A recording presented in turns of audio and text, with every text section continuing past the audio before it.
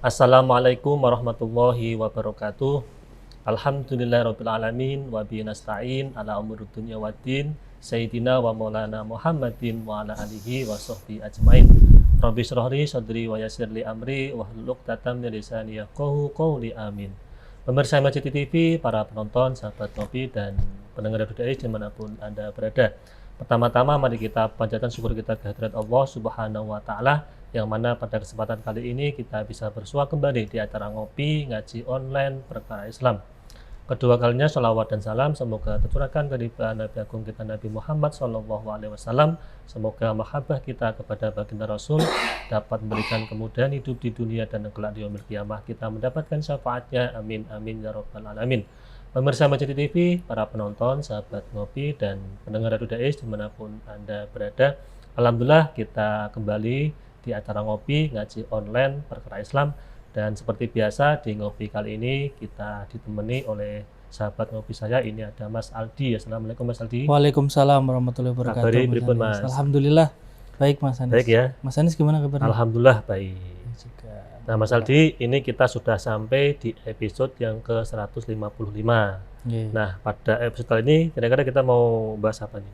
Ya ini kan mungkin nanti kita kan juga akan mengalami tahun baru kan Mas Anis. Ini Kita akan akhir tahun ya ini ya. Akhir tahun. Mungkin kita akan membahas tentang sesuatu yang mungkin sering jadi pembahasan ketika tahun baru Mas Anis, yaitu tentang harapan dan juga akhirnya tahun baru. Nah. dan juga perubahan. Kan di situ ada perubahan tahun juga kan Mas Anis. Dan di situ apakah kita itu hanya tahunnya aja yang berubah tapi diri kita tidak atau bagaimana gitu. Jadi kita nanti bahas tentang bagaimana kita bisa menyikapi tahun baru dengan baik itu ya. Kan minimal kan tahun sebelumnya itu atau tahun baru itu lebih baik dari tahun sebelumnya kan gitu.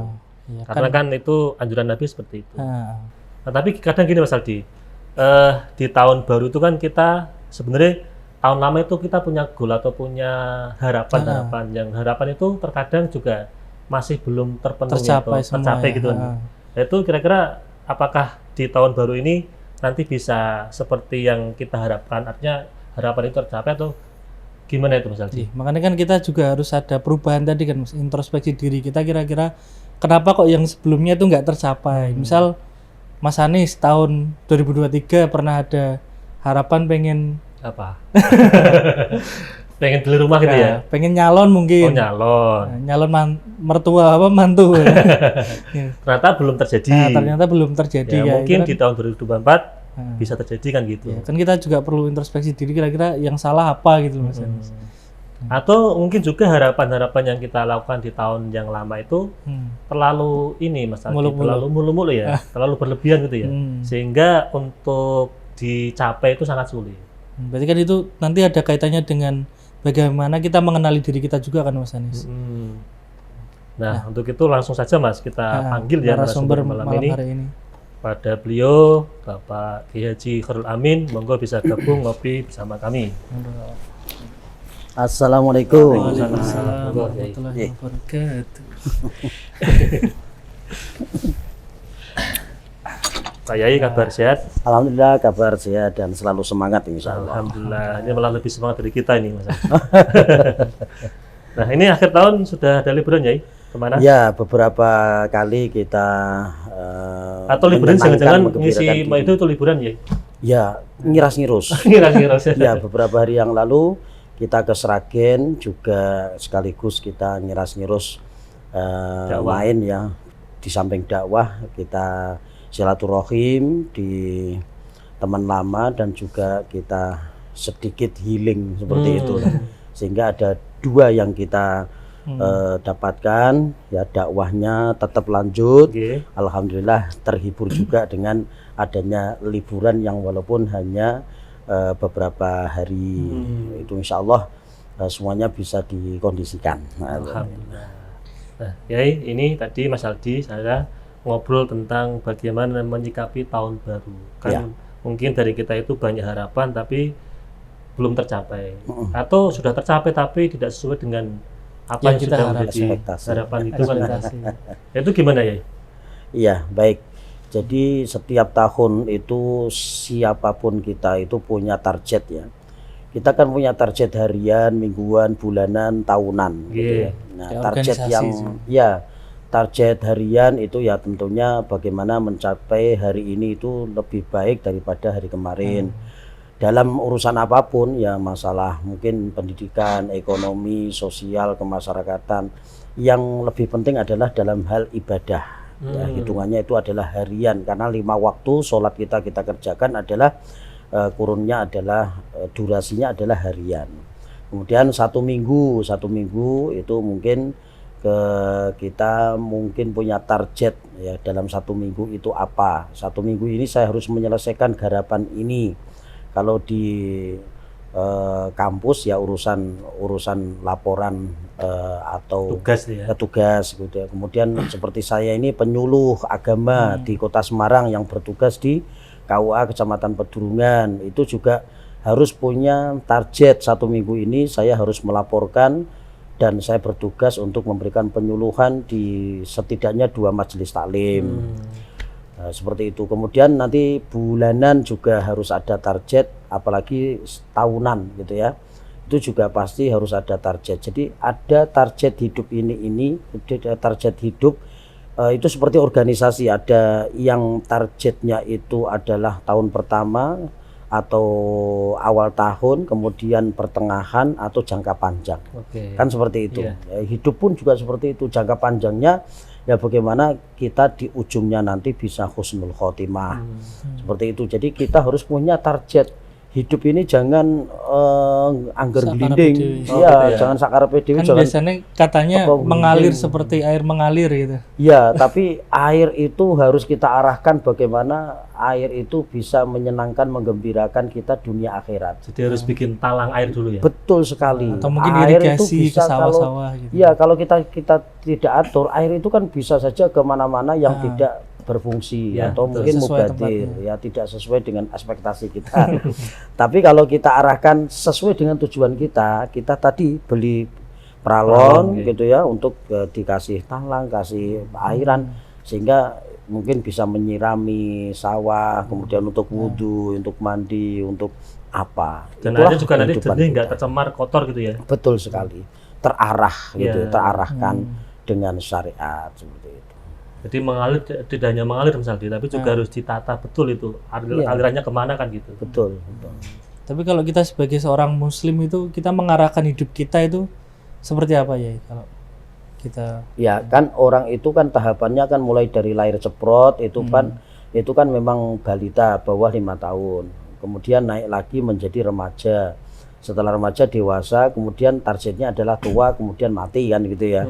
Walaupun target ini tidak semuanya bisa menjumpai, kadang ada yang tidak menjumpai tua, ada yang tidak menjumpai dewasa, ada yang tidak menjumpai remaja, bahkan ada yang tidak menjumpai masa-masa kegembiraan dalam masa anak-anaknya karena lahir ceprot langsung meninggal. Itu kan ada juga. Nah, sehingga semua punya target. Bagi yang remaja ya bagaimana nanti saya ke depannya bisa sekolah lebih tinggi lagi. Kemudian yang SMA juga seperti itu, bagaimana saya nanti bisa keluar kuliah S1, S2, S3, ngantek pilek kakean S. Kemudian kita setelah selesai kita harus bekerja. Saya mau bekerja kemana ya? Saya sesuaikan dengan kuliah saya, fakultas saya, jurusan saya. Itu semua harus punya target sehingga nanti terarah hidup kita itu. Tapi permasalahannya sekarang itu, kalau kita punya target, harapan, itu kadang kita itu mungkin sudah punya ekspektasi, kita pengen ini, pengen itu. Tapi ternyata ketika berjalan kita jadi nggak fokus. Nah, yang menyebabkan kita nggak fokus itu biasanya apa gitu? Kan kayak misal kita ngopi setiap Selasa itu kan, kalau misalnya ada bolongnya itu kan juga nggak fokus kan berarti kan. Ya, jadi nggak istiqomah gitu ya. Targetnya gitu. Ya, memang tidak ada manusia yang sempurna gitu ya. Jadi sewaktu-waktu orang itu memang harus ada semacam rehat ya. Jadi kalau toh ngopi itu kok kemudian ada liburnya itu ya wajar ya, karena jeda sesaat lah ya. Ya jeda sesaat, karena kita saja satu hari itu butuh namanya tidur, istirahat. Jadi andai kata kemudian ada liburnya, sedangkan kita kerja saja ada cutinya. Betul. Anggap saja ketika ngopi itu libur, maka itu adalah cuti kita, misalnya seperti itu.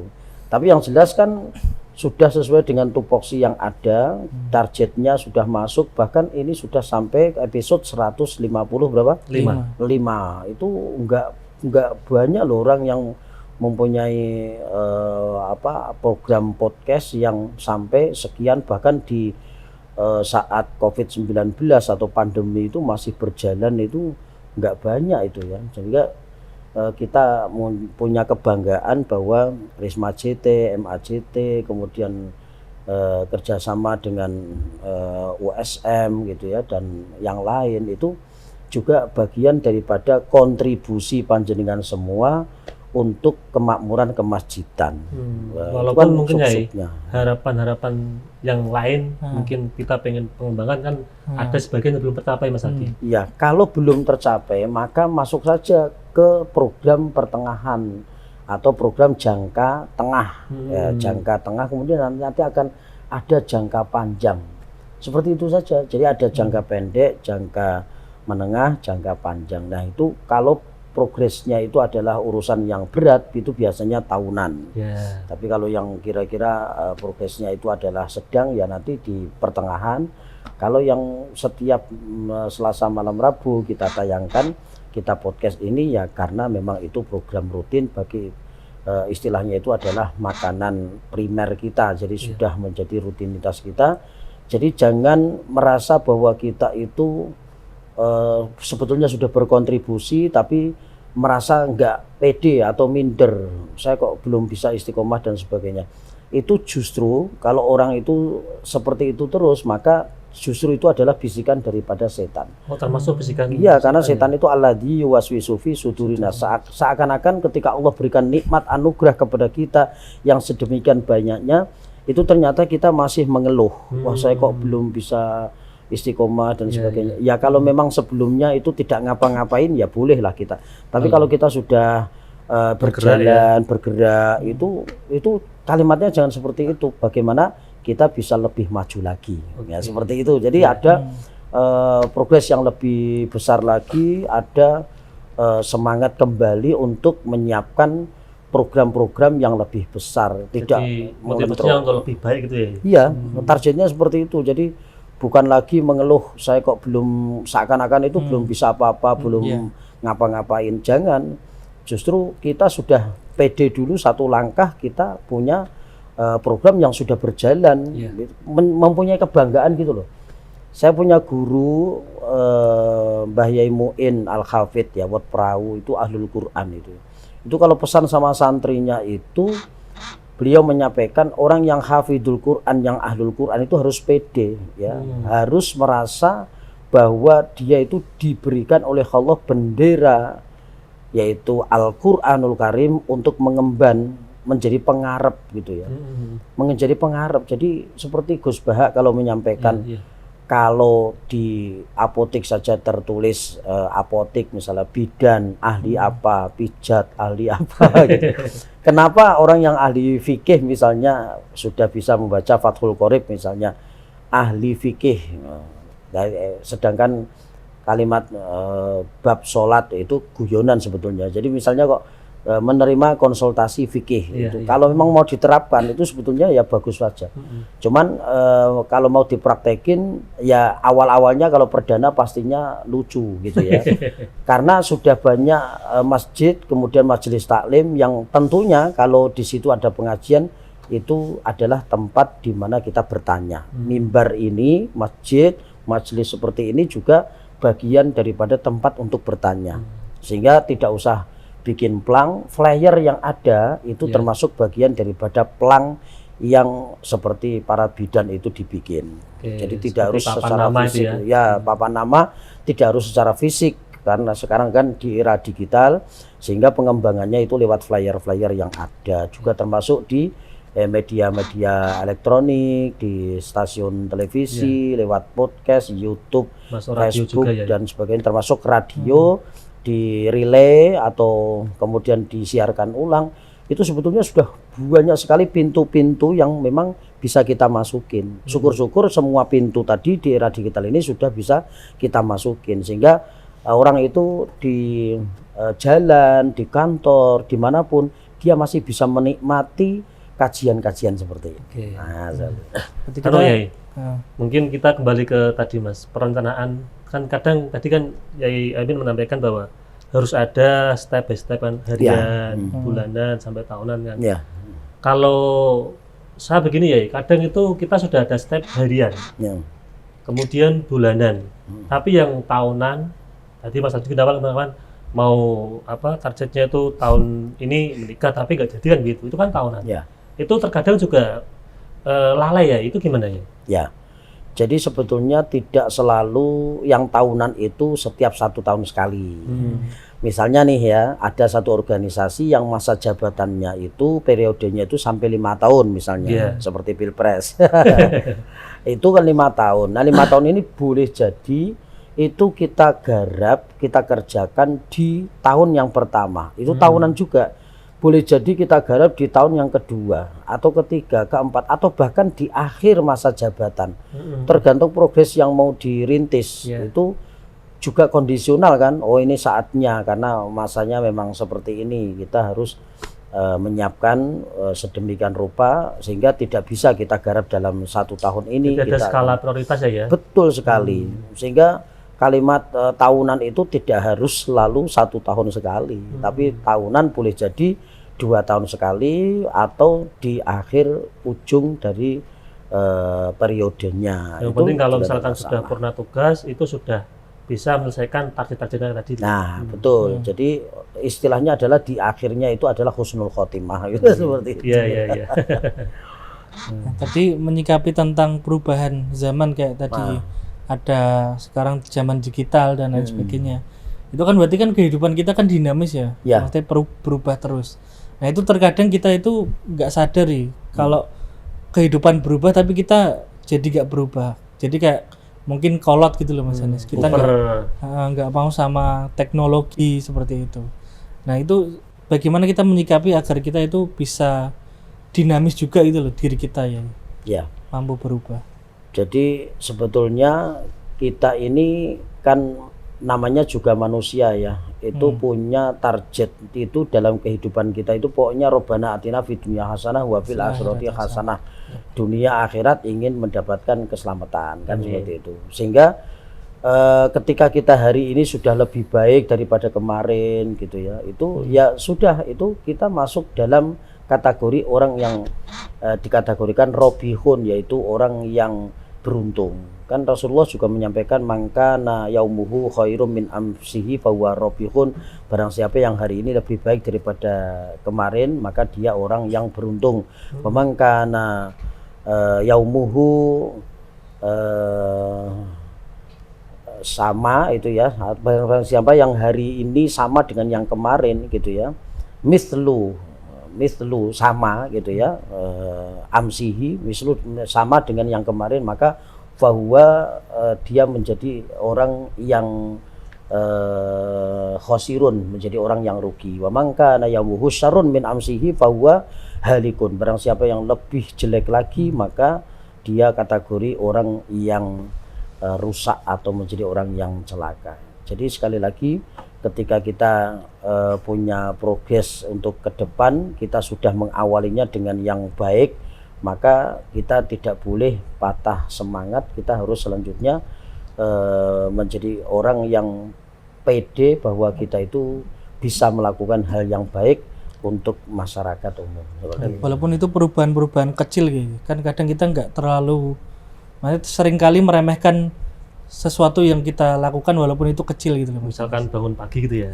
Bangun pagi. Wah, bisa sholat jamaah subuh gitu kan. Itu kan kadang seperti itu. Kadang kita meremehkan. Jadi dulu itu ada 2 kiai gitu ya. Yang satu itu bangunnya itu kesiangan gitu ya. Kemudian cerita kepada kiai yang satu bahwa dia itu bangunnya kesiangan yang tadi pagi itu. Maka kiai yang satu itu bertanya, yang bikin kamu tidur siapa? Ya Allah. Yang bikin kamu bangun? Ya Allah. Ya sudah, berarti yang bangunin Allah. Jadi kalau kesiangan ya sudah, terima saja karena itu kehendak Allah. Jadi jangan ditangis-tangisi juga karena itu yang bangunin juga Allah. Jadi andai kata kesiangan yaitu memang bikudrati wa iradatillah, itu atas dasar kehendak dari Allah. Tapi kalau terus-terus ya artinya setiap hari itu. Nah, apa meneh nek awake dhewe setiap hari. Ya, itu berarti bukan masuk dalam kategori itu, karena ini adalah khusus yang setiap hari itu sudah bangun pagi. Dilalah kesiangan ya. Dilalah kesiangan ya berarti itu dimakfu. Tapi kalau sudah setiap hari kesiangan yang nggak masuk kategori ini, memang sengaja. Dan itu juga harus ada perubahannya ya, walaupun itu kecil ya. Ya, jadi adanya perubahan itu ya karena boleh jadi kita usahakan, tapi ada sesuatu yang sudah kita usahakan tapi ternyata nggak berubah juga. Ya karena Allah punya pilihan lain, dan Allah itu maha memaksa. Jadi andai kata panjenengan punya target hari ini saya harus nikah misalnya. Hari ini juga harus nikah ya. Tahun ini. Tahun ini saya harus sudah married, sudah nikah. Ternyata belum juga, padahal kita sudah berusaha, ikhtiar.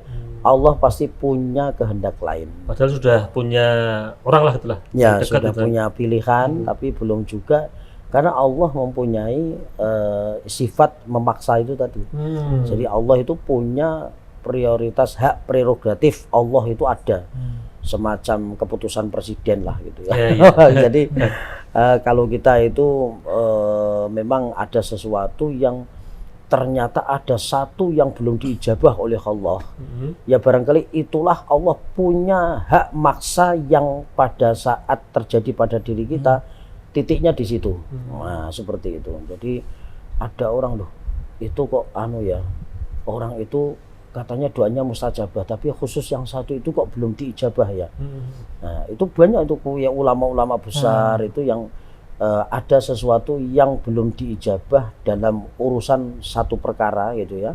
Saya tidak sebutkan, tapi yang lain itu selalu diijabah. Walawi da'wa 'ala Allah la abarrah. Kalau beliau minta pasti diijabah. Tapi yang satu itu belum diijabah. Karena Allah punya hak prerogatif untuk menentukan mengijabahnya itu kapan atau akan diganti dengan hal lain, itu adalah hak prerogatif Allah. Sehingga disitulah ketika Allah itu mempunyai sifat memaksa, maka disitulah terjadi pada diri si A, si B, si C. Termasuk kita ya? Termasuk kita. Kita nggak tahu apakah kita itu doa kita semua diijabah. Harapan apa semuanya akan tercapai? Tidak semua, tentunya tidak semua, karena apa yang kita inginkan belum tentu Allah yang menginginkan. Kita menginginkan, Allah mempunyai pilihan, Allah mempunyai kepilihan, Allah mempunyai ketentuan, sehingga apa yang kita pilih belum tentu yang Allah tentukan. Allah mempunyai kehendak yang lain. Artinya itu kan kalau saya amati itu kan ada hikmah dari itu ya. Artinya satu, kita itu posisinya sebagai hamba. Ya. Jangan sampai kita tuh langsung ketika minta itu harus turuti kan gitu kan. Karena hamba kan berarti harus manut sama tuannya kan gitu. Nah itulah. Maka kenapa justru Nabi Muhammad itu bangga dengan pangkat sebagai hambanya. Subhanalladzi asra bi 'abdihi. Maha suci Allah yang telah memperjalankan hambanya. Loh, Nabi itu paling seneng dengan julukan hamba loh. Sehingga Nabi itu pernah makan itu sambil jegang gitu ya. Itu kalau di pesantren dulu itu makan itu senane jegang seperti ini. Berarti ada sanadnya ya? Ada sanadnya. Ternyata itu tujuannya memang biar kita itu makan dikit tapi udah kenyang. Jadi kakinya diangkat satu, kemudian kita makan seperti ini. Cuman itu boleh dipraktekkan hanya ketika kita sendiri, atau bersama keluarga, atau sama orang yang sudah dekat dengan kita. Tapi kalau kita makan di satu tempat dengan para pembesar-pembesar, atau para kemudian bupati misalnya, atau banyak orang-orang ya guru-guru kita, ya tentunya nanti masuknya ke etika ketimuran, seperti itu. Ya. Kalau sendirian silahkan makan ning pojokan, sikilmu mbok angkat gitu ya. Itu nanti nggak lama insya Allah akan kenyang. Itu konsep itu ya. Karena kan sudah diganjel seperti itu. Tapi kan kadang ada yang kayak gitu terus, ini sunnah kok gitu. Walaupun di pembesar-pembesar ada. Nah, harusnya nggak seperti itu ya. Misalnya ada ini waktu dan yang tempat ya. Makanan sisa makanan yang ada di jari-jari itu kan sunnah untuk dilepoti Tapi kalau di depan orang banyak kan saru.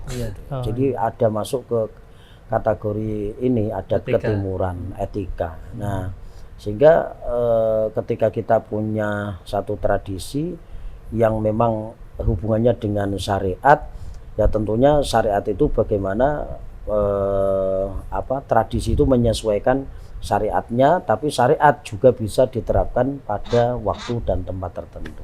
Seperti itu. Kalau tradisinya sini tuh ngopi dulu ya mungkin. Oh iya, boleh ya. Monggo ya, ngopi ya. Iya. Nah, sekarang kalau kita ngomong tentang harapan atau perencanaan terhadap diri manusia itu kan ketika kita sudah benar-benar berusaha maksimal, tapi hasilnya juga itu nggak sesuai atau gagal, itu cara menyikapinya biar tetap kita bisa tadi menjadi hamba yang baik bagaimana? Ya, orang mengatakan kegagalan itu adalah keberhasilan yang tertunda. Kan seperti itu.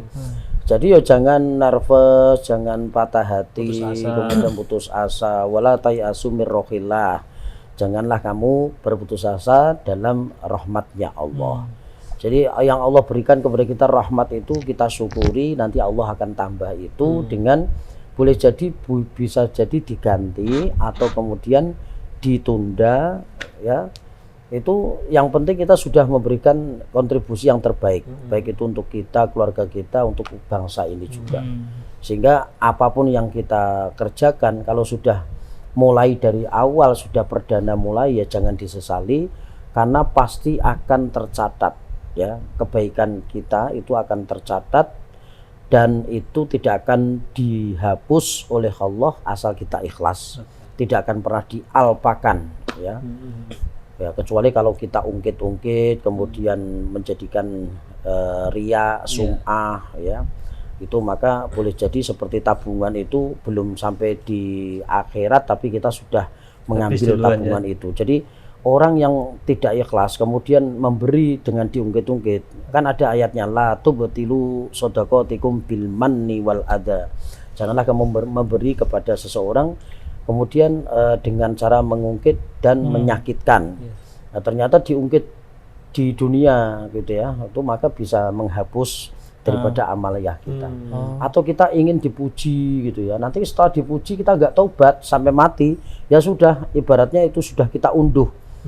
Ketika di akhirat minta, ya Allah dulu saya pernah seperti ini, ya ada catatannya, tapi sudah kamu ambil fadilahnya, keutamaannya, pahalanya ketika kamu di dunia. Sekarang di akhirat sudah tidak ada lagi. Nah ini berarti, kan rugi. Berarti kayak teman saya itu ngasih barang ini barang itu ke mantan itu juga harus ikhlas ya. Jangan sampai kemudian diminta lagi karena putus dan sebagainya. Ya itu makanya kalau belum jadi istri atau belum suami istri itu ya jangan berlebihan. Jangan berlebihan. Kemarin ada loh yang ngasih laptop kemudian putus langsung diminta lagi. Cerita langsung sama saya. Ini rata dudohke kuatirin tonggomu. Oke ya, tadi kan gagal sekali. Kalau gagal berkali-kali itu apakah termasuk bagian dari kita itu sebuah ujian atau cobaan atau bagaimana? Ya, mungkin juga perlu introspeksi diri dari kalau gagal berkali-kali itu namanya tidak sesuai dengan ini ya keahliannya. Jadi kalau tidak bidangnya gitu ya? Ya tidak bidangnya. Misalnya saya ini bidangnya dalam urusan bisnis dagang misalnya, kemudian saya suruh ngajar. Tentunya nggak lama pasti nggak betah gitu ya. Atau saya itu sebagai seorang pengajar bukan pebisnis, kemudian saya dagang, kemudian saya ngutang, kemudian wah nanti akan porak-poranda. Kenapa? Karena tidak punya ilmu perbisnisan atau urusan ilmu ekonomi gitu ya. Wong yang punya gelar sarjana ekonomi saja kadang-kadang ekonominya itu berantakan loh. Murad-marid ya. Murad-marid. Itu ya. Artinya itu berarti tidak sesuai dengan bidangnya atau potensinya gitu ya? Iya, kalau sudah seperti itu ya harus pindah haluan. Termasuk apakah juga menikah gagal berkali itu juga termasuk tidak bidangnya ya? Berarti harus juga menikah gimana ya? Tidak selalu seperti itu. Jadi misalnya ini dalam urusan masalah jodoh gitu ya. Itu kan memang sudah sana kan ditulis ya di Lauhil Mahfuz bahwa tidak ada satupun di dunia ini kecuali ada campur tangan Allah. Gitu ya. Pasti di sana itu sudah tertulis. Nah, Allah itu kan maha mengetahui. Kan? Ya, maha mengetahui. Jadi Allah juga tidak akan menyanyiakan usaha seseorang. Kemudian yang kedua itu juga tidak boleh terlalu berlebihan dalam memilih. Ini kadang-kadang kita menyalahkan Tuhan, menyalahkan Allah Sementara sebetulnya kesalahan itu ada pada diri kita. Tadi ya, introspeksi tadi ya. Nah, misalnya Mas Aldi golek sing langsing wayu gitu ya. Terus yang keturunan nasab orang baik, kemudian juga orangnya itu cantik, kemudian juga anak wong sugih gitu ya. Nasib nusub semuanya dapat. Ternyata orang yang punya karakter 4 macam seperti Rasulullah itu kan yang pertama kan maluhu ya jamalihi karena cantiknya, wali jamaliha walinasabiha karena nasabnya, wali maliha karena hartanya, kemudian yang keempat wali diniha karena agamanya. Nah ternyata orang yang punya sifat 4 ini, ada orang yang punya sifat ini yo ayu, yo sugih, yo anake wong terhormat, yo agamane kuat. Tapi orang yang punya sifat 4 ini dilelah ora seneng be awake dhewe. Kita boleh utamanya mungkin ya. Nah, kalau targetnya itu 4-4-nya itu harus ada, maka kita juga harus punya 4 itu pada diri kita. Ternyata kita mungkin papat iki lusut telu. Bahkan tidak ada semua ya. Misalnya kayak kita dapat 1, 2 misalnya, ya sudah kita mencarinya juga yang karakter 1, 2 ini agamane karo pokoke sementing wong apik misalnya seperti itu. Ora pate ayu banget, ora keturunane wong ningrat juga ndak masalah. Yang penting agama dan kesetiaan. Nah, kan dapat 2 gitu kan. Tapi yang paling utama itu apakah tadi 4 tadi itu yang paling utama menurut agamanya atau agamanya? Karena walaupun disebut terakhir, tapi justru yang terakhir itulah kemudian ada keterangan barang siapa yang memberatkan dirinya memilih pasangan calon yang karena agamanya, maka Allah akan selamatkan dia dunia dan akhirat. Amin. Nah, seperti itu. Ya ini menarik sekali, apalagi mau ngomong jodoh. Kan ini kita sama Mas Adi kan belum jodoh ya. Artinya belum jodoh. Nah, tapi sebelum kita ngobrol banyak, kita akan jeda iklan yang mau lewat dulu ya.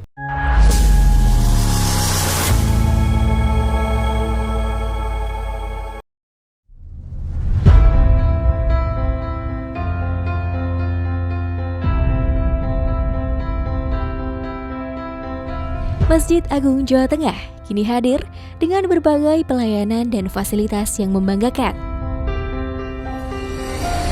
Berdiri di pusat bumi Jawa Tengah, masjid ini semakin kokoh menciarkan ajaran agama Islam, tidak hanya di kancah lokal dan nasional, tapi juga internasional.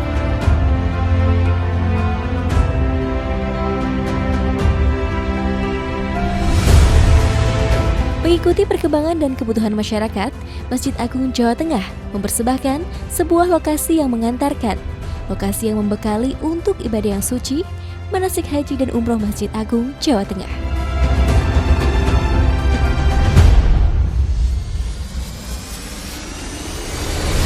Dilengkapi replika bangunan Ka'bah, Bukit Safa dan Marwah, beserta area manasik yang luas, maka lokasi ini tepat untuk menjadi pilihan Anda melakukan proses manasik sebelum melaksanakan ibadah yang suci.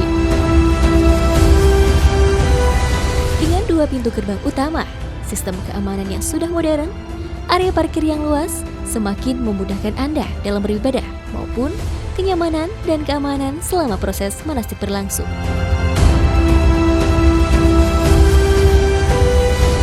Hal penting lainnya adalah kemudahan akses untuk penginapan Hotel Geraha Agung, akses oleh-oleh Semarangan dan Jawa Tengah, tempat beribadah yang nyaman, juga akses wisata kota Semarang untuk sekedar memanjakan mata, menikmati hamparan kota dari atas menara.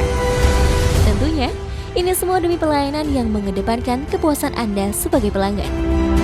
Dengan berbagai macam kelebihan tersebut, maka lokasi manasik di Masjid Agung Jawa Tengah layak menjadi pilihan Anda sebelum melaksanakan ibadah yang suci ataupun untuk proses pendidikan putra-putri kesayangan.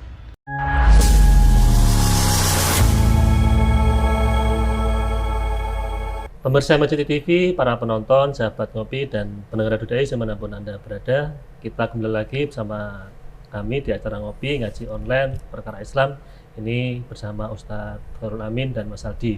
Nah, Ustadz atau Pak Yai, tadi bicara tentang kita bagaimana bisa resolusi resolusi tahun baru ya. Tahun baru gitu ya. Nah, kira-kira target kita itu sebenarnya apa ya untuk kehidupan kita ini? Dan kemudian ke depan sudah tahun baru itu harus bagaimana? Ya. Jadi tambahnya umur kita itu sebetulnya kan semakin dekatnya ajal kita. Jadi tidak ada sesuatu yang lebih baik kecuali meningkatkan amal ibadah. Nah, ibadah itu kan luas, termasuk ya ibadah mahdhoh, sholat, puasa, itu mahdhoh khusus gitu ya. Itu yang rutinitas kita lakukan tiap hari. Kemudian ada yang ghairu mahdhoh, yang program-program kita itu yang di luar yang khusus tadi itu kan namanya ibadah umum, termasuk bikin seperti ini acara ini kan beribadah ini. Termasuk ini ghairu mahdhoh ya? Iya, ghairu mahdhoh. Jadi ibadah yang sifatnya umum itu disebut ghairu mahdhoh. Nah itu peraturannya kan diserahkan kepada kita. Mau hari apa, siapa ustadznya, materinya apa, hidangannya apa, gitu ya. Itu terserah kita. Sehingga kita bisa buat target di tahun 2024 nanti, itu nanti harus lebih baik daripada 2023 dalam urusan-urusan kepuasan untuk melayani di masyarakat atau para pendengar. Itu seperti itu saja. Jadi yang sudah berjalan itu bukan berarti kemudian semuanya secara total sub-subnya harus kita tingkatkan, tidak. Jadi misalnya salah satu yang kita tingkatkan itu kan sudah lebih baik daripada sebelumnya. Jadi jangan dimaknai mentah ini ya. Jadi wah saya kok masih sama ya, kita sama seperti yang 2023. Pasti saya yakin ada perubahan. Karena setiap tahun itu manusia itu diberikan kekuatan oleh Allah untuk merubah. Watilkal ayyamu nudawiluha bainan nas. Pada hari itu kami putar roda kehidupan manusia. Tidak mungkin dia di bawah terus, ada kalanya dia di tengah, ada kalanya dia itu harusnya di atas. Tergantung ikhtiar dan doa kita juga. Sehingga sekali lagi jangan sampai kita melempem, kemudian kita nggak pede. Ya, kita harus percaya diri bahwa kita itu memang sudah berkontribusi, sehingga peningkatannya itu dalam sub-sub tertentu misalnya ya. Jadi tidak ada yang perlu ditingkatkan kecuali adalah urusan ibadah, karena ibadah itu mempengaruhi daripada akhir dari ketika kita hidup ini, sehingga Allah katakan saatnya kamu kembali itu dalam keadaan husnul khotimah, karena kita sudah selalu meningkatkan ibadah kita. Yang ditingkatkan ibadahnya ya Mas Hadi, bukan target-target lain yang sifatnya itu duniawi gitu ya? Itu ya, cuman itu juga boleh? Ya boleh itu. Cuman jangan melebihi daripada level ibadah kita. Jadi misalnya kita kerjanya lebih tekun, lebih giat, gajinya lebih tinggi, kemudian kita bisa beli ini dan itu kan secara urusan dunia kan lebih meningkat gitu ya. Tapi ternyata ibadahnya ngedrop, ya itu berarti dia tidak masuk kategori khairum min amsihi. Dalam urusan ibadah, dalam urusan akhirat dia jeblok ternyata. Nah, dalam urusan dunia Allah tidak melihat itu gitu ya. Innallaha la yanzuru ila suwarikum wa amwalikum walaki yanzuru ila qulubikum wa a'malikum. Yang dilihat itu bukan hartanya, pangkat dan jabatannya, tapi adalah ila qulubikum wa a'malikum. Jadi hati kita dan amal perbuatan kita. Ujung-ujungnya kan amal soleh kita, ujung-ujungnya kan urusan akhirat kan seperti itu. Nah, tadi terkait harapan dan perubahan kayak itu kan mungkin kalau di perpolitikan kita bisa itu kan ada yang namanya visi misi gitu kan. Ya. Nah, itu kan di beberapa calon itu mungkin punya visi dan misinya. Nah, kita itu di tahun yang akan datang itu misal visi dan misi itu terkadang itu kita nggak balance dengan kemampuan diri kita tadi ya. Nah, cuman kan sekarang di dunia media yang berkembang seperti saat ini kita kayak seakan-akan dituntut untuk bisa apa saja gitu. Kayak saya misalnya di dunia digital itu ternyata kita dituntut untuk bisa misal mengelola website, terus megang kamera dan lain sebagainya. Itu kan jadi kita kayak mengeksplor banyak kan lah. Itu kan kayak seakan-akan keahliannya terbagi-bagi itu. Itu bagaimana ya? Iya, betul sekali. Sehingga ketika hidup itu punya visi dan misi itu pasti punya target. Target yang kita lakukan itu ya berawal dari visi dan misi kita. Jadi ibarat orang itu mau punya acara, kita bikin proposal. Ya, proposal itu kan mulai pendahuluan, latar belakang, ya kan? Apa. Hidup juga seperti itu. Kita harus punya jelas visi, seperti itu misi, ya. tidak hanya organisasi saja, tidak hanya calon presiden saja. Jadi kita pribadi itu hidup di dunia ini harus punya visi dan misi yang jelas. Tapi kalau visi misinya itu terlalu tidak realistis gimana? Ya, jadi memang di dunia ini tidak ada semua 100% yang realistis. Tidak ada. Jadi pasti ada yang keluar khariqul adah, itu ada pasti. Misalnya ini contoh gitu ya, hal di ada luar dugaan ruang gitu ya. Hal di luar dugaan kita tapi terjadi itu kan pasti itu ada. Ya, di luar dugaan kita ternyata terjadi, kan ngageti gitu ya. Ora podo karo ekspektasi kita. Nah, jadi ternyata jadi ketum partai misalnya. Ya, orang nyongko gitu ya misalnya, nggak nyangka dan sebagainya. Yang kita punya visi misi ternyata tidak jadi atau gagal, ternyata yang nggak ada di proposal atau di visi misi kita ternyata terjadi. Boleh jadi seperti itu. Itulah kita itu punya keinginan, Allah yang punya kehendak, sehingga ada yang ideal gitu ya, ada yang non ideal. Jadi idealnya itu orang kalau kuliahnya di urusan fakultas ekonomi itu idealnya itu menguasai perekonomian gitu. Ekonominya lancar gitu ya. Ternyata kata-kata loh, jadi sarjana ekonomi ini kok murat-marit gitu ya. Tapi dia malah lancar di dalam urusan yang lain. Oh iya. Berapa banyak seorang mubalek yang menjadi daiyah, mubalik-mubalikoh di masyarakat, dia ceramah kemana-mana setiap hari, tapi kuliahnya bukan di fakultas dakwah tapi syariah atau tarbiyah. Itu bahkan ada juga yang dari fakultas umum ya. Fakultas umum ada dari. Saya punya teman dulu waktu saya remaja, namanya Mbak Hartini, itu qoriah, itu dari Undip gitu ya. Ngalah-ngalahke yang dari IAIN, ngalah-ngalahke dari padahal itu dari Undip. Itu kan belajarnya tiap hari urusan yang umum, tapi dalam urusan tilawah itu dia menguasai banget. Jadi tidak masalah sebetulnya kalau tidak ideal banget. Jadi misalnya jenengan kuliahnya di bidang masalah digital, masalah pendidikan agama. Ini syariah ya. Tarbiyah. Tapi jenengan ternyata bisa ini dan itu. Oh, itu malah nilai plus gitu ya. Malah kelebihannya ya. Punya kelebihan, termasuk kelebihan berat badan. Jadi itu malah justru adalah bagian daripada bonus, Mas. Dan jenengan misalnya kuliah di tarbiyah, urusannya pendidikan, kudune jadi guru, tapi malah ngurusi kamera. Malah ngurusi urusan-urusan masalah podcast, digital dan sebagainya. Itu justru malah bonus. Jadi pendidikan agamanya sudah terpasang, terpatri, punya pondasi yang kuat, tapi kemudian dapat bonus bisa ngurusi ini dan itu malah bagus. Nilai tambahan, ada nilai tambahan gitu ya. Itu yang perlu disyukuri. Maka karena panjenengan sudah kuliah kemudian ikhlas untuk menimba ilmu, Allah tambahkan sebagai rasa syukurmu, Allah tambahkan nikmat kepadamu bisa ini dan itu lah, seperti itu.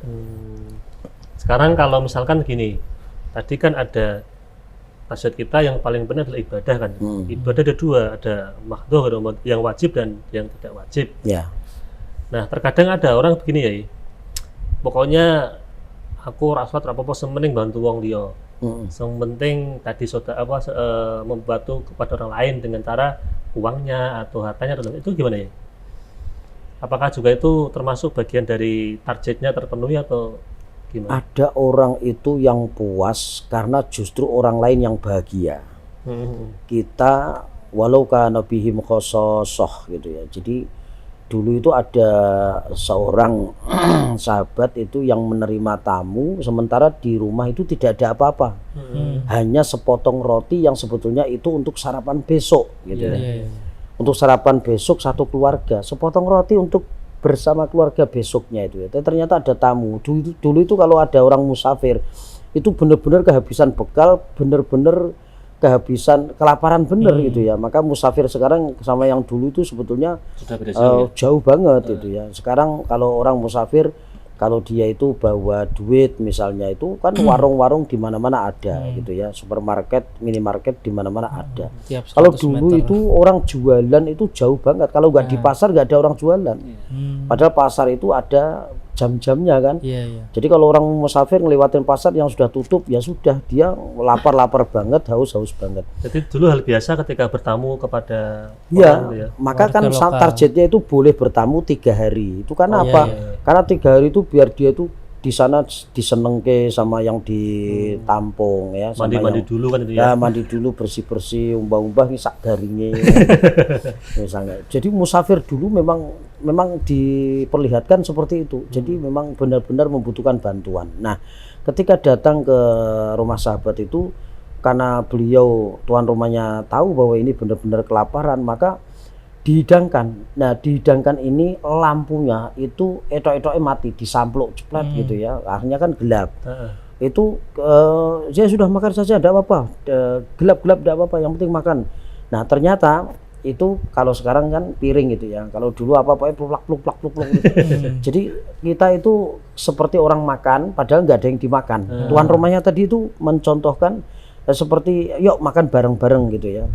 Dia itu seperti ngunyah apa padahal nggak ada yang dikunyah. Wah, kecap-kecap gitu loh. Nah, tuan rumahnya padahal nggak makan apa-apa. Tuh rotinya tadi sudah dikasihkan ke tamunya tadi, udah makan.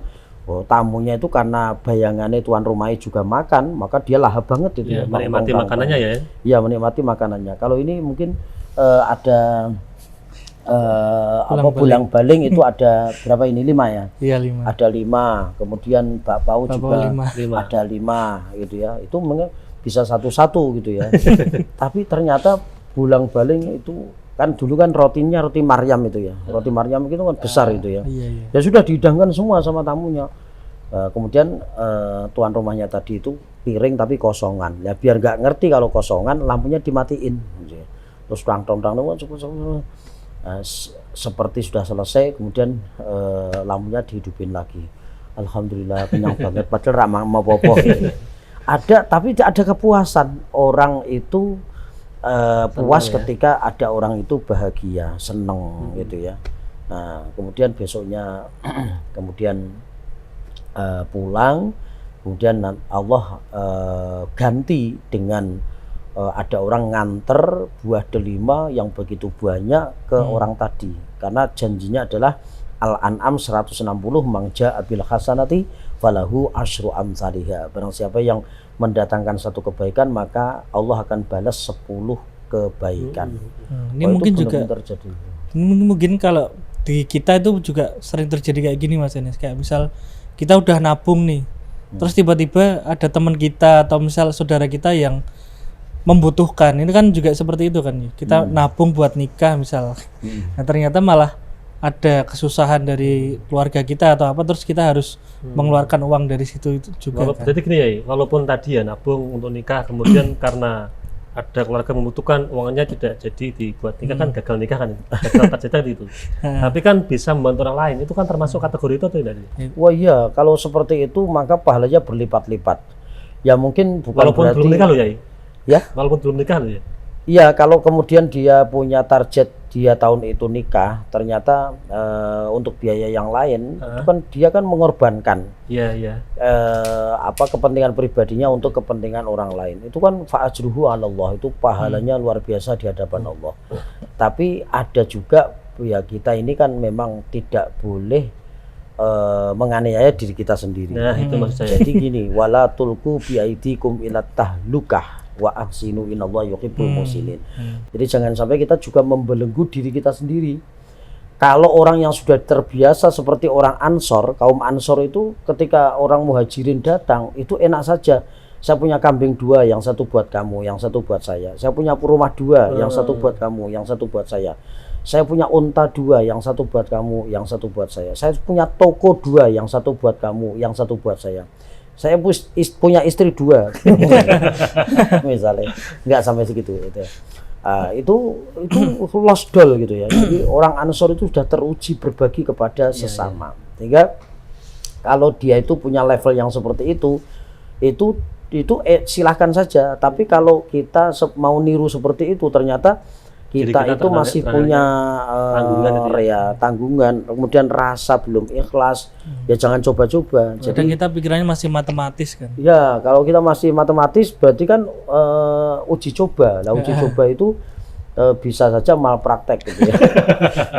Jadi ketika kita mau meniru yang seperti sahabat Ansor, ternyata kita terbatas, tidak bisa levelnya itu. Ternyata ketika kita mau mengorbankan uang kita yang asalnya untuk nikah, ternyata untuk orang lain, engkau malah ujung-ujungnya gelo. Kemudian kita ternyata menyesal, ya tewas menyesal. bantu kok nggak ada balasannya ini. Iya, atau dia kemudian porak-poranda yang dicita-citakan, wah gitu malah itu nggak baik. Jadi kalau levelnya masih seperti itu ya sudah, nikah tetap. Kalau mau dikurangi biaya pernikahan untuk membantu orang lain ya setidaknya resepsinya saja yang dihilangkan. Tapi ijabnya tetap gitu loh. Jadi ojo dihilangi kabeh walaupun tidak dapat semua gitu ya. Jangan itu kan semuanya kebaikan ya. Ya semuanya kebaikan. Ya kebaikan itu kan levelnya itu relatif gitu ya. Ada yang orang nyumbang dulu mana kan gitu ya. Ya, orang nyumbang 100 juta itu ada yang kecil, tapi bagi orang yang nggak punya duit 100 juta kan besar banget. Iya. Nah, seperti itulah ketika kita itu mau berbagi kepada sesama, dikatakan besar kecilnya satu nilai itu tergantung keadaan kita, kemampuan kita. Sehingga tidak semua orang yang kita lihat itu bisa kita contoh. Kita bisa menjawab sesuatu tapi tidak bisa menyelesaikan sesuatu. Kita bisa menjawab pertanyaan dari orang yang punya masalah keluarga, tapi belum tentu kita bisa menyelesaikan masalah keluarga kita sendiri dengan kasus yang sama. Karena setelannya beda. Misalnya ada orang itu, wah saya kok dipaido sama istri, lapor kepada Sayyidina Umar. Dulu ada loh sahabat itu. Ketika lapor kepada Sayyidina Umar, kenapa lapornya ke Sayyidina Umar? Karena Sayyidina Umar itu adalah orang yang terkenal keras, sehingga siapapun takut sama Sayyidina Umar. Termasuk istri-istri apa sahabat Nabi itu ya? Ya sahabat tadi bayangannya mesti iso ngalah-ngalah ke bojo. Nah saya ini kok sering dimarahin sama istri saya tak minta resep sama Sayyidina Umar bagaimana cara mengatasi istri yang cerewet misalnya. Ternyata sampai ke Sayyidina Umar, dodok-dodok, assalamualaikum. Ternyata di dalam itu Sayyidina Umar lagi dimarahin sama istri. Tidak sesuai dengan ekspektasi lagi. Akhirnya assalamualaikumnya dijawab, assalamualaikum, waalaikumsalam. Kok isih diuring-uring, waduh, kok podo wae gitu ya. Akhirnya pulang sahabat ini, pulang gitu aja, nggak pamit. Walaupun Sayyidina Umar sudah mendengar salam itu, beliau pulang. Besoknya ketemu di masjid. Sayyidina Umar tanya, kayaknya kamu tadi malam ke rumah saya ya? Ya Sayyidina Umar. Kenapa gak jadi? Lah sami mawon. Ternyata istri saya itu marahin saya mau minta resep sama panjenengan, ternyata panjenengan sama-sama dimarahin istri juga. Nah, ini sekalian mumpung ketemu, saya tanya Sayyidina Umar, kenapa engkau justru diam saja ketika dimarahi istri? Maka Sayyidina Umar itu menjawabnya luar biasa. Istriku yang sedang marah-marah itu karena dia sedang kecapean, sehingga kalau dibandingkan dengan lelahnya dia yang tidak ada jam kerjanya 24 jam saja seakan-akan masih kurang, dibanding dengan marah-marahnya dia dengan saya itu belum apa-apanya, belum sebanding. Dia yang ngurusi saya, mensukseskan urusan-urusan saya, kemudian dengan anak-anak saya dan sebagainya, keluarga urusan rumah tangga itu kalau dia itu ngomel seperti itu belum ada apa-apanya dengan capeknya dia. Loh, Sayyidina Umar yang orang kerasnya seperti itu aja bisa masih mempunyai kebijakan kesabaran yang setinggi itu. Jadi tidak semua orang itu yang keras gitu ya, di luar kemudian keras juga di dalam. Maka ada orang terus mengatakan, walah kuwi paling buantere ning jaba tok, ning ngene bojone paling mak klepek-klepek gitu. Itu ya seperti apa ya, kisah Sayyidina Umar. Hal yang wajar itu ya. Ya, jadi bukan karena dia itu dikalahkan sama istrinya, karena dia memang lebih dewasa. Jadi suaminya bisa nyetel, bisa mengatur volume. Ini kalau saya itu justru malah melayani lebih tinggi lagi. Tahu kapan waktunya dia, tahu kapan waktunya ngomong gitu ya.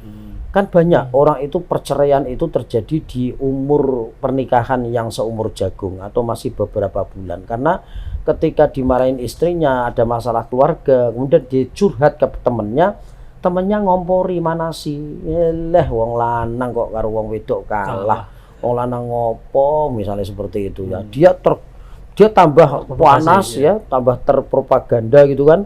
Wah, akhirnya sampai rumah ngejak gelut, jak pegatan sisan. Padahal seperti ini tidak baik. Sing krungu tepuk tangan. Temennya tadi kita sahabat, kita teman, tapi tepuk tangan. Gitu ya. Dan tadi nggak sesuai harapan kita ketika menikah juga kan, terus malah jadi cerai. Padahal tujuan pernikahan untuk menyatukan dua sifat atau karakter yang berbeda. Namanya aja nikah, nakaha itu menyatukan, sehingga nek wis podo kenapa harus disatukan? Sing beda wae, sing beda disatukan. Bolang-baling mbek kopi gitu ya, disatukan saja. Iya kan, bolang-baling isik engko terus nglebuke kopi. Kok rada enek, ini air mineral masuk gitu. Saling mengisi gitu loh. Harmoni ya. Harmoni seperti itu.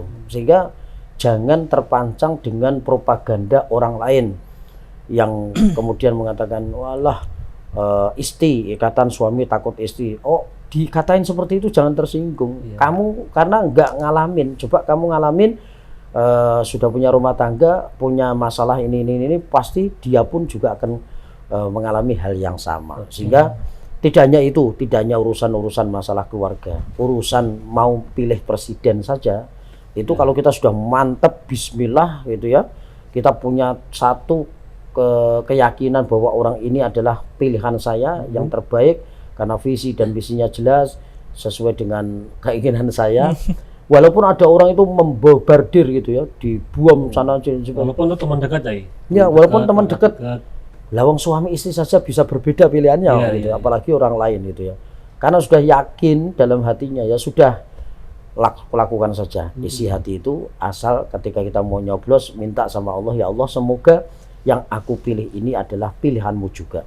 Ya sudah, kita kan sudah minta sama Allah supaya mempunyai pemimpin yang adil, yang bisa memakmurkan masyarakat Indonesia.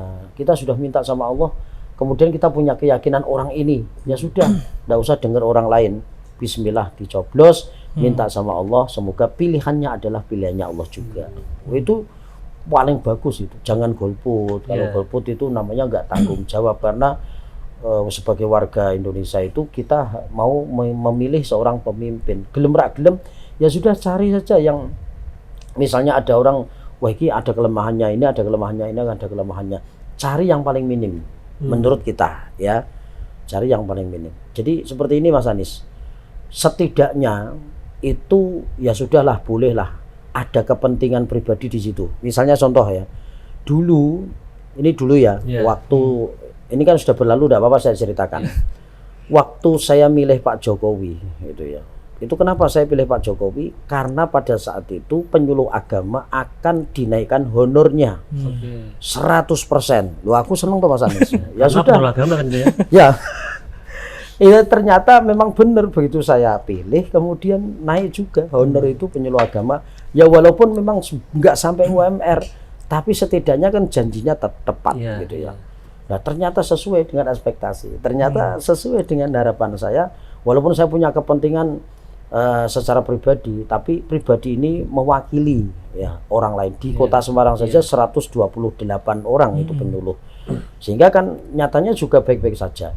Dan tidak boleh ketika kita hanya mementingkan hal itu saja. Ada yang lain juga yang ternyata juga memuaskan dan sebagainya. Ini contoh loh ya. Nah, ini kan saya tidak menyebut yang 1, 2, 3 ini gitu ya. Itu yang lalu kan itu. Itu yang lalu. Jadi bolehlah misalnya contoh ini, saya kok punya pesantren tapi kok ya ono ya ini rapate durusi dan ndak patek kesenggol dan sebagainya. Kira-kira ada nggak calon presiden itu yang memang punya target-target untuk pesantren? Kemudian dia coblos itu ya. Terus apa? Dia punya kepentingan apa? Saya kok punya program seperti ini. Itu dari calon presiden 3 ini kok kok yang ini yang seorang petani misalnya, pedagang terus apa? Kan punya banyak visi misi kan 3 calon presiden ini. Ya sudah, kalau kita pedagang golek sing calon presiden itu menguntungkan para pedagang. saya penyuluh, bagaimana? Artinya kan itu tidak masalah kan ya, artinya boleh kan ya? Tidak masalah, boleh. Entoh juga semua punya visi misi yang jelas, yang baik. Entoh juga misalnya saya pilih sebagai penyuluh agama, milih si A, kemudian ternyata gaji saya naik, kan nanti saya kan lebih semangat lagi. Betul, bekerja Saya jangan sampai makan gaji buta. Ya. Saya dapat honor tiap bulan sekian, saya harus punya majelis taklim untuk penyuluhan dan sebagainya. Maka dia terpanggil. Coba kalau ndak naik gajinya, wah isinya mai dotok ngelentruk, alah mitro dan sebagainya. Akhirnya kerjanya kan ngelentruk gitu ya. Artinya nggak semangat, nanti akhirnya hasilnya kan nggak baik kan itu. Ya, jadi boleh kita itu misalnya ya, ada orang itu mau panggil guru les privat ngaji misalnya. Pak Ustadz, nun sewu berapa biasanya tiap bulan? Nggih, monggo terserah Bapak atau Ibu saja. Ndak, kalau di sana-sana berapa? Kalau di sini segini Bu, Pak. Itu boleh. Supaya kita itu meningkatkan semangat kita ya. Ya nanti niatnya untuk yang lain itu sambil jalan gitu ya, sambil jalan. Yo karo-karo dijaluke ngapura mbek Gusti Allah gitu ya. Ya Allah, andai kata ada yang enggak ikhlas itu karena tendensi dan sebagainya, tolong bersihkan hati saya ya Allah. Kan ada doanya, Robbana la tu'akhidna in nasina au akhtana. Ya Allah, jangan engkau hukum kami ketika kami ini dalam keadaan lupa dan salah. Loh, durung-durung ki wis punya kontrak kerja dengan Allah. Ya Allah, ampun jenengan siksa kula nggih pada saat saya itu lupa, in nasina au akhtana, atau saya pada saat salah. Maka Nabi itu ketika ya Allah minta, ketika Nabi ditawari sama Allah, Kanjeng Nabi Muhammad, kamu minta apa? Maka Nabi mengatakan, saya tidak minta apa-apa kecuali satu, umatku ketika lupa atau melakukan kesalahan, engkau pasti akan memaafkan. Ya sudah, aku turuti. Maka Nabi berdoa, Robbana la tu'akhidna in nasina au akhtana. Itu yang perlu digarisbawahi.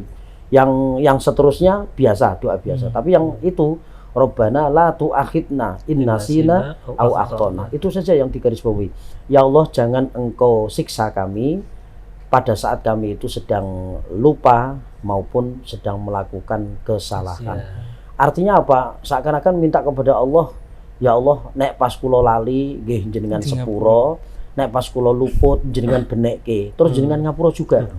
Dan ternyata diiyakan sama Allah itu. Umatnya Nabi Muhammad itu, kalau asal kita itu ibadahnya tekun, taat gitu ya. Ketika kita melakukan kesalahan yang tidak disengaja, Allah langsung ngasih maaf.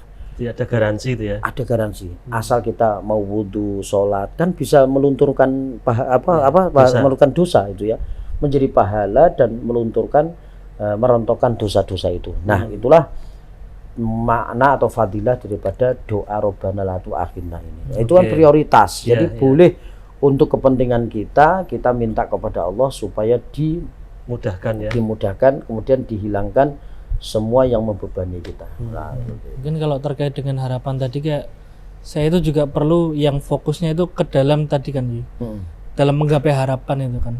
Kayak misal kita memperhatikan diri kita juga, nggak menganiaya diri. Terus yang kedua sama fokus sama orang lain tadi lagi. Kayak jenengan itu kan punya harapan, tapi juga ternyata nggak cuman buat kita sendiri, tapi juga buat penyuluh agama lain. Dan juga kita perlu memperhatikan perubahan zaman juga kan tadi, yang terakhir tadi. Iya, tentunya orang yang baik itu yang tidak hanya menjadikan dirinya baik, tapi juga menggeret atau menuntun orang lain juga bersama-sama dalam kebaikan. Terutama perintahnya ku anfusakum wa ahlikum naro, jagalah dirimu keluargamu dari siksa api neraka. Kemudian doa-doa kan banyak yang kami, Robbana atina, bukan ni tapi na, itu kan berarti kita, kami itu. Jadi sebetulnya itu diperintahkannya kita itu untuk bahagia dunia akhirat tidak hanya personel, tapi satu keluarga, satu komunitas, satu kelompok. Maka besok itu di Yaumul Qiyamah itu kan semuanya akan digiring oleh Allah itu bareng-bareng gitu ya. Wasiqal ladzina taqaw rabbahum ilal jannati zumara gitu ya. Jadi besok orang yang takwa kepada Allah itu tidak hanya personel tapi bareng-bareng dikumpulkan, digiring sama Allah masuk ke pintu surga yang sama. Walaupun nanti surganya berbeda-beda, tapi gerbangnya sama ya gerbangnya berkutuk itu pada bendera yang sama, yaitu bersama orang-orang yang dikumpuli juga pada saat di dunia. Nah, seperti itu. Ya, ini karena waktunya sudah Ya. habis, mungkin bisa ada closing statement buat para pemirsa tentang tema malam ini, harapan dan perubahan. Baik, untuk yang terakhir di akhir 2023 ini tentunya semuanya harus berubah ya, untuk nanti kita perbaiki di tahun 2024. Berubah apanya? Tidak harus berubah namanya, tidak harus berubah secara total, tapi perbaikan-perbaikan itulah yang kemudian bisa merubah yang asalnya biasa menjadi luar biasa. Artinya apa? Siapa obah pasti owah. Nah, silakan obah supaya owah. 2023 kita sudah punya banyak harapan, kemudian ada perubahan nanti di tahun 2024. Merubah yang asalnya di 2023 biasa menjadi luar biasa di tahun 2024. Amin. Seperti itu dalam urusan sub-sub tertentu, semuanya itu harus lebih baik daripada sebelumnya. Tapi kalau andai kata ada satu yang belum berhasil, maka jangan putus asa. Tetap Karena ada jangka pendek, jangka menengah, dan jangka panjang. Kalau belum berhasil di jangka pendek, kita melangkah pada jangka menengah belum berhasil, ya kita sampai pada jangka yang panjang, tahunan tidak harus setiap 1 tahun sekali, tapi masa periode. Boleh jadi tahun ini, besok, atau dalam kurun waktu 5 tahun selama dia itu punya visi misi sesuai dengan yang dirancang. Nah, seperti itu. Oke, terima kasih Ayai Sama-sama. sudah rawuh dan memberikan ilmu kepada kita. Mas Aldi, terima kasih sudah nemenin Ngopi. Pemirsa Masjid TV, para penonton, sahabat Ngopi, dan pendengar Udara dimanapun Anda berada. Demikian Ngopi pada episode kali ini. Saya selaku host, apabila banyak salah, banyak gelap, mohon maaf yang sebesar-besarnya. Akhirul kalam, assalamualaikum warahmatullahi wabarakatuh.